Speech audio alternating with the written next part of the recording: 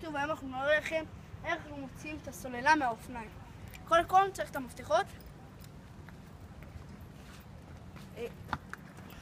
דבר ראשון אנחנו נרים את הכיסא. יש פה לחצן. פה, בואו תראו. מפה אנחנו פשוט שמים את זה, נותנים לזה כוח קצת ומסובבים. עכשיו אנחנו יכולים להוציא את האופניים, זה דורש הרבה כוח. רגע. והוצאנו את זה.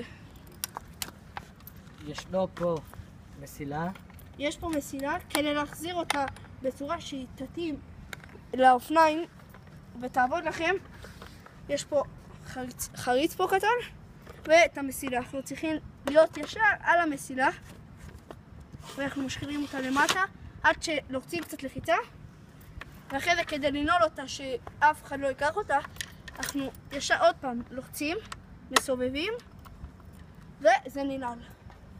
זהו, עד כאן יוטיוב איך אנחנו מוציאים את הסוללה ומחזירים